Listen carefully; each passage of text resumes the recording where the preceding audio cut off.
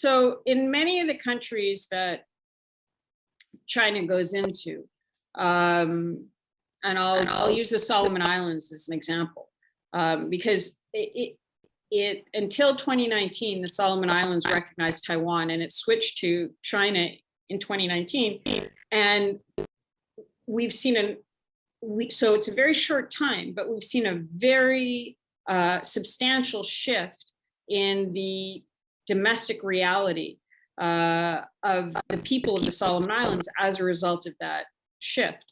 So money went through the Prime Minister to specific members of Parliament who supported his policies and supported the relationship with the CCP.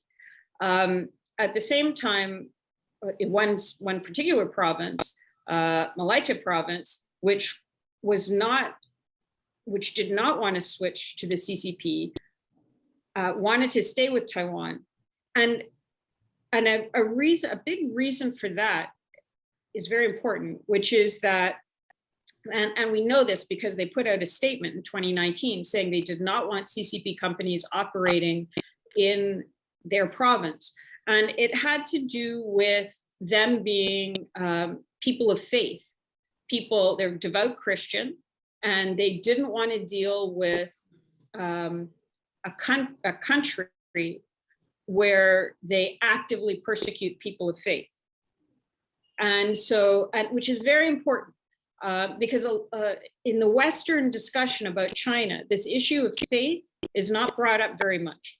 But in a lot of the rest of the world, people's identity, personal individual identity, is often defined by their faith and their family, right? And then ideally they want to live in an environment of freedom where they can practice their faith and live with their family in freedom. So, and in China, of course, China actively persecutes faith domestically.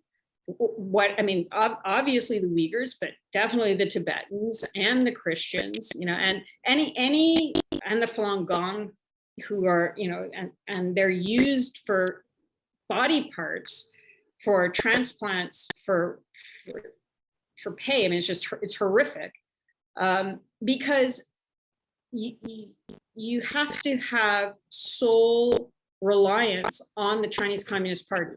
That's kind of that's the model.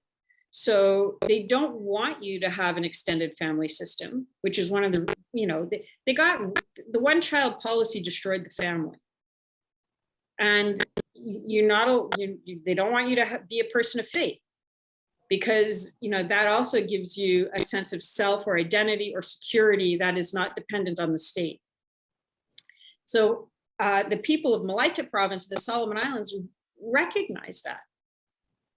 People of faith can recognize when a system is coming in that is antithetical to them being allowed to express their devotion in whatever way it is. And the leader of that province, a man called Daniel Suidani, got sick, and he needed medical care outside of the country. And the Prime Minister, and later came out, the Chinese representatives, they didn't want to facilitate his medical treatment. It would be more convenient for them if he died, because he was taking this rather strong principled stand. And Australia, which is the neighbor and which is sort of the Western strategic representative, so to speak, it was in the region, didn't facilitate. They said, sure, you can come to Australia for medical treatment. It's going to cost you $100,000. He was an honest politician. He didn't have $100,000. So what happened was, somebody who you interviewed, in fact, Professor M.D. Nalapat, heard about the case and recognized, here's another, man who is a principled man who is fighting for democracy and for his people. And he got in touch with people he knew in Taiwan, in the president's office, and the president of Taiwan ensured that this man got treatment. So it was a network of people who are people of integrity and honesty and who believe in democracy and who sort of helped each other through that network. That's something that's very difficult for the Chinese to incorporate into their systems because nobody made any money off of it. Nobody, it was just it's just good people doing things for good people. Okay, so you had this situation in the Solomons where there was this buildup of kind of CCP-linked corruption that was distorting the economy, that was using the social credit system to punish people like Daniel Suidani in his province who didn't buckle under. And it eventually blew up into a riot on the first day of the sitting of Parliament recently, a few months ago. And most of the commercial sector was burnt down, which happens to be mostly run by Chinese, recently arrived ethnic Chinese. The result was the Australians suddenly sent in police and military along with some other forces.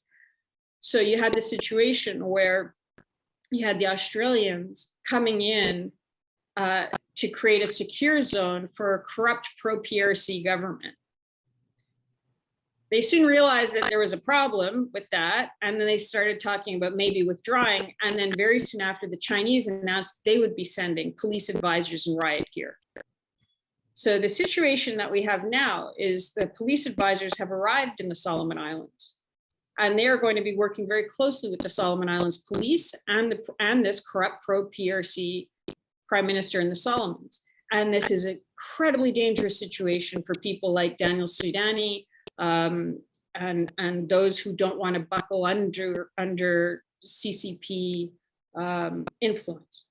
This started in September 2019.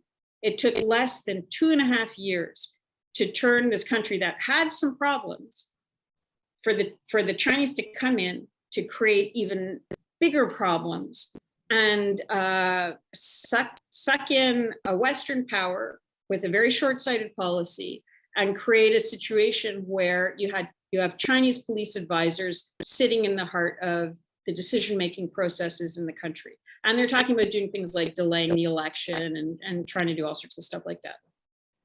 So it may look like economic engagement at the beginning, but it very quickly spirals into creating the goal is to create these vassal states that end up contributing to China's comprehensive national power across the region. Please remember to subscribe to us and switch on the notifications for this channel. For our other social media links, more content, and to support our work, please visit citti.net. Dhanyavad. Namaskar.